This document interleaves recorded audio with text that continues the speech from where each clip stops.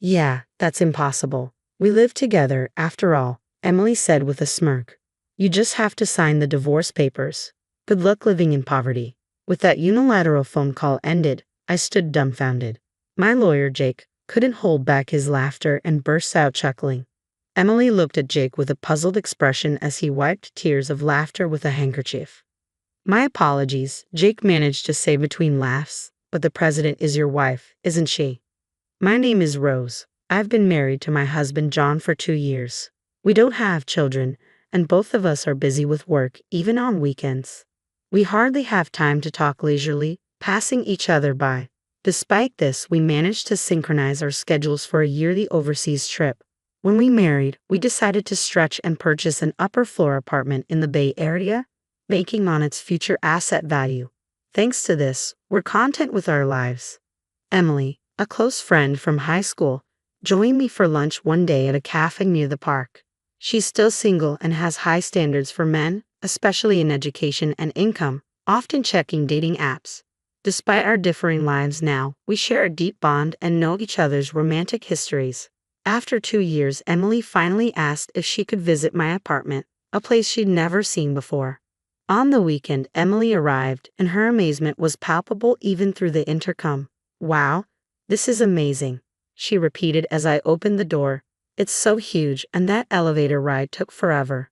I had chosen this large apartment as a once-in-a-lifetime purchase, without any compromises, akin to a spacious detached house. It's truly beautiful, Emily remarked, admiring the high-floor penthouse and luxurious interior design. It must have been expensive.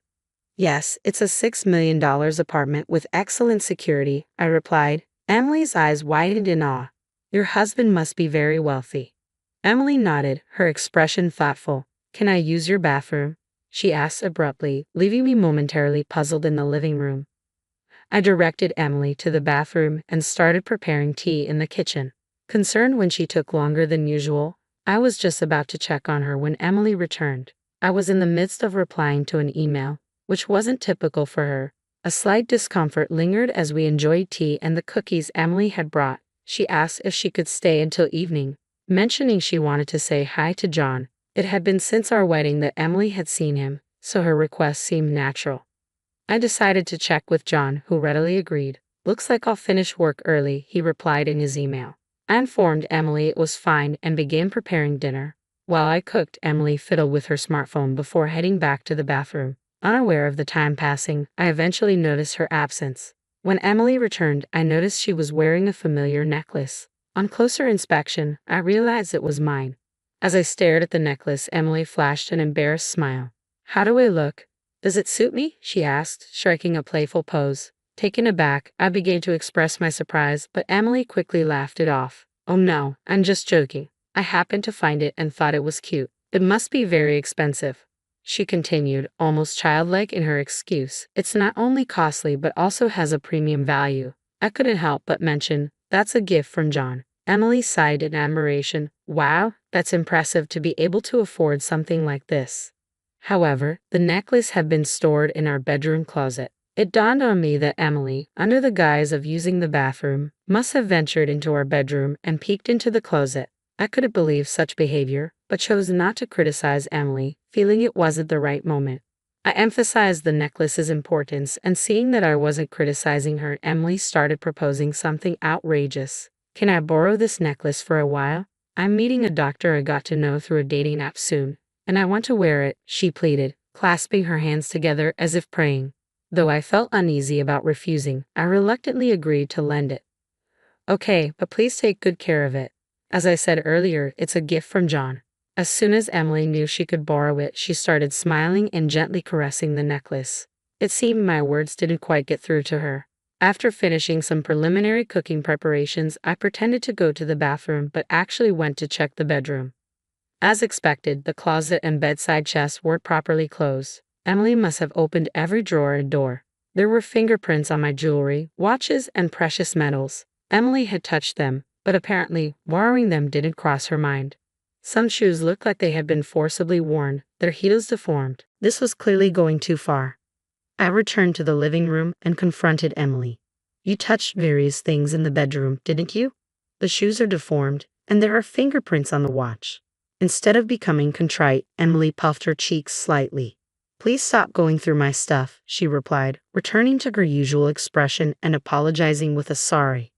Not wanting to damage our friendship over this, I decided to let it go with a light laugh. Just then, John arrived home, holding a box of cake. It was the first time John and Emily had met since our wedding. Initially awkward, they gradually warmed up to each other, and dinner became lively. By the time we enjoyed the cake John had brought, he and Emily were chatting like old friends. While I cleared the dishes and washed up, they laughed together amiably. Isn't my boss terrible? I wish I had a boss like you, John said with a grin, his eyes crinkling at the corners. Ha ha ha, he chuckled. Emily's casual touches towards John bothered me, but I reasoned it was better than them being distant. Looking back, I realized I was naively thinking that way. After all, John wasn't Emily's type. About a month after Emily's visit, John's behavior began to change. He started spending more time on his smartphone, something he hadn't done much before. During our conversations, John often seemed distracted, asking me to repeat myself several times. His smartphone was always within reach, even in the toilet or bathroom. The change was obvious, and I began to feel like a cheated wife. I briefly considered checking John's phone but hesitated to invade his privacy. Conversations between us at home dwindled, and John started working excessively on weekends, something rare before. Originally, we barely saw each other on weekdays, and now weekends felt the same, almost like living separately. To make matters worse, John and I began sleeping in separate rooms under the pretext of being tired. As thoughts of divorce or separation lingered vaguely in my mind, I stumbled upon divorce papers on the living room table one day. Upon closer inspection, I noticed John had already signed them. Shaken by the reality of the situation, despite having considered it a possibility, I called John with trembling hands. Just got home and found divorce papers on the table. What does this mean? I asked, my voice quivering. It means just that. I want to divorce you, John replied bluntly. Wanting to understand, I pressed John for an explanation. According to him, I've found someone. I love you. This isn't just an affair. I'm serious about it. John's words sounded like a fantasy, but it was nothing more than an affair. Then I heard a familiar female voice over the phone. It was Emily's voice. As I had suspected, it confirmed my fears. I'm dating John, and I'm thinking about marrying him. Emily's voice over the phone quickened my heartbeat and brought on an unpleasant sweat. Although I had suspected it, having it confirmed like this was unsettling. When I met John at your house, it was love at first sight, Emily continued casually. We exchanged contact information and started messaging. Gradually, it led to, Emily's manner of speaking had become crude. Maybe this was her true nature. John says there's nothing left to talk about. Can you just sign the divorce papers and send them off quickly? I want to move forward, Emily demanded. Tell John to come back home. Yeah, that's impossible. We're living together. You just have to sign the divorce papers. Good luck going back to living in poverty, I replied before ending the call. I stood dumbfounded for a while, holding the phone after the one-sided conversation ended. Many sleepless nights followed. John didn't come back home, and I couldn't bring myself to touch the divorce papers left on the living room table. They just sat there, untouched. Moreover, Emily sent me several photos of her and John together, flaunting their relationship. It was clear they were close, but I couldn't understand why they were treating me like this. My mental health deteriorated. I looked pale and sometimes felt vacant even during the day. Concerned friends suggested I see a therapist, and I reluctantly started taking medication, which helped me regain some peace and improved my sleep. I managed to go to work, but then an unbelievable incident occurred. When I returned home from the hospital, something felt off inside the room. When I checked the bedroom closet, bags and jewelry were missing. The count of jewelry and watches in the chest was off too. There was only one person who could do this. Why would she go this far? What had I ever done to deserve this? My insomnia returned, and I spent my days dazed and sleepless. During counseling at therapy, I mentioned the theft at home, and they strongly advised me to consult a lawyer. I contacted the company's lawyer, Jake, and arranged a meeting. The first thing Jake asked during our meeting was, "What would you like to do?" "I'll get a divorce. I want those two to face proper consequences," I answered immediately. I was surprised at myself. Just a short while ago, I was wondering what to do. It came out so easily from my mouth. Perhaps deep down, I did want to punish them after being tormented so one-sidedly. It felt fair to fight back. A week later, I received a call from Emily. I had sent her a certified mail. Hey, what are you thinking? Sending a certified mail to my office? Emily sounded furious, her voice filled with rage. You should have expected at least this much for what you've done. Anyway, I've left everything to my lawyer now. I hung up the phone. Emily tried calling several times after that, but I ignored all her calls. Then, I received a call from John. I had sent a certified mail to his parents' home. Apparently, the affair had caused a huge uproar at his home. I wanted to laugh at his self-inflicted troubles but restrained myself. Not feeling satisfied with just leaving it to Jake, I decided to meet them. I wanted to confront them thoroughly. Jake arranged a meeting at his office a few days later. They reluctantly showed up at Jake's office.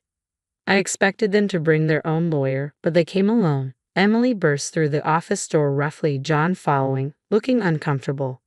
Finally, I get to meet you, you coward. Emily didn't hide her indignation, but John stepped forward to try and stop her. Because of you always running away, our wedding keeps getting delayed. Emily seemed ready to throw her bag at me any moment, while John struggled to hold her back. I watched them with a pitiable feeling. Jake nodded at me slightly. Please stay calm. Any violence or abusive language will result in immediate police notification. Emily stiffened at the mention of the police, and with Jake's intervention, both Emily and John calmed down and took their seats across the office table. The discussion began. John, you were seeking a divorce, correct? Jake started. Emily sat arrogantly while John slouched, looking diminished. We agreed to the divorce. However, given the affair, we will claim damages.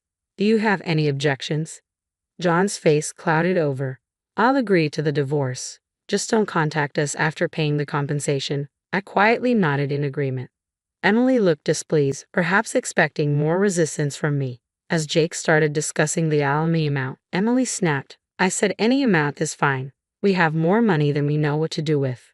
She crossed her arms arrogantly. Jake looked at her with interest. Oh yes, don't you know?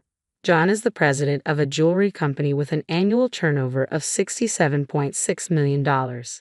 John looked up, flustered, and tried to restrain Emily's arm. Her face flushed with excitement as she continued. Damages for an affair are nothing to us. I'll even give you a fair share of the property. John desperately tried to calm Emily, but she shook off his hand and kept talking. Your salary must be barely enough to live on, right? Emily laughed. Jake couldn't contain his laughter and burst out laughing. Emily looked at Jake with a puzzled expression as he wiped tears with a handkerchief. The president is actually this lady right here, Jake managed to say between laughs. Emily, unable to comprehend, gaped open-mouthed. John hung his head, his body trembling slightly. John is just an employee without any title at the company. I am Rose's company's legal counsel, Jake asserted. Upon hearing this, Emily burst into laughter. What are you talking about? Are you really a lawyer? Is it okay for lawyers to lie? She taunted. Jake replied calmly. Why not ask J.N. himself whether what I said is true or not? J.N., meanwhile, was biting his lip, looking down. Emily, perhaps feeling uneasy, grabbed John's arms and started shaking him. You said you were the president of a jewelry company with a turnover of $. Emily began, her grip tightening on John's arms as she became more frantic. Answer me, it's not a lie, right? In a faint, hoarse voice, J.N. whispered, I'm sorry. The room fell into a deep silence at his admission. Emily's hands, which had been gripping John tightly, fell limply. You said you were the president, Emily murmured to herself in disbelief. J.N.'s single apology plunged Emily into despair. Trembling, she stood up abruptly. This is all a lie. There's no way you're the president. Emily accused me, pointing a finger. Why didn't I know about this? After all, we shared everything. Just because we're best friends doesn't mean I share everything, especially with you. We're so obsessed with money. I replied calmly, meeting Emily's gaze directly without averting my eyes. Emily slumped down as if all her strength had left her. Then what about that house? She asked weakly. Of course, the house is in my name, so John will be the one leaving, I stated firmly. Emily fell silent, and John kept his head in his hands. John probably didn't want to come here. He knew this would happen. I continued evenly. But not coming would have been worse. Whether he came or not, this was inevitable. Now, Jake interjected. Let's begin to disclose the evidence. I had gathered the photos first, John and Emily together, the ones she had sent to my phone. Jake placed an IC recorder on the table and played the recorded conversation. Why would you send me something like this? I was just sharing a bit of our happiness with you. Emily's voice played through the recorder. John seemed to be holding back tears. Are you still clinging to him? I just want the divorce done quickly. I know what you're clinging to, John's income. He's the president of a jewelry company with a turnover of $67.6 million, right? You hid it because you thought I might take it, right? Emily's voice was laced with accusation. Emily, embarrassed, covered her face with her hands. Hurry up and divorce. Leave that tower, man. It'll soon be mine. Too bad J.N. didn't come back. I'll give you as much alimony as you want, you poor thing. Your aim was not John but his money. I'm speechless at how John was deceived by that. John looked down, tears staining his pants. Emily and John fell silent. Do you really think this is the end? What else could there be? Jake's calm demeanor brought a sense of relief. John looked surprised. It seemed he didn't know anything about it. Hey, what's this about stealing? John asked, confused. Emily bit her lower lip and trembled. No, it wasn't me. I don't know anything about it.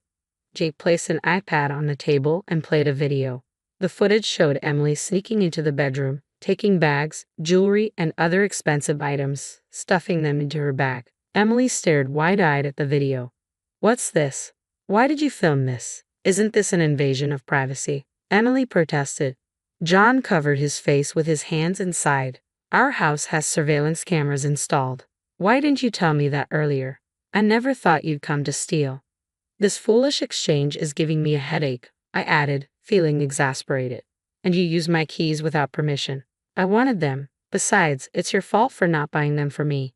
The two started arguing, ignoring Jake and me, leaving us dumbfounded. Please save the argument for later.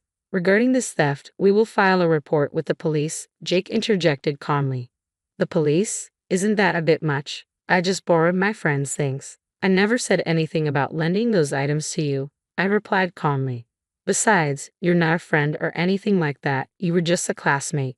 So, I will be filing a police report. Emily's attitude shifted to resignation. Don't say that. I'll compensate, I promise. Just please no police. She began to kneel and apologize. Looking down at Emily coldly, I stated, You're going to compensate. The items you stole are worth more than your annual salary. Are you sure you can handle that? Emily was speechless. And that's not even including the damages, I added. Emily turned to John pleadingly, tears in her voice. Hey, they'll pay for me, right? Even if you're not a president, you make money. John nodded silently. He can't pay for you. He's about to be fired, I said bluntly. John looked shocked and turned his face towards me. Indeed, John hasn't been to work since leaving the house. Plus, with this commotion, there have been complaints from his superiors. But what about the property division? I'll pay with that, Emily interjected. That's not possible, Jake interjected. Rose and John have a prenuptial agreement regarding their assets. You haven't heard anything from John, have you? He never told you the inconvenient truths. I looked at John with disdain. Jake placed the contract on the table. The contract states that if the marriage lasts less than 3 years, neither party is entitled to claim assets from the other. You are currently in the 2nd year of marriage. Emily tried to grab and tear up the document. That document is a notarized deed, so you should handle it carefully. Tampering with it could be criminal, Jake cautioned. John, looking defeated, muttered, But what about the debts? You have savings, right? Use that to pay, Emily urged John desperately. I don't have savings. It seems there are some debts from less reputable sources, John admitted, his voice heavy with resignation. Emily slumped her shoulders in defeat.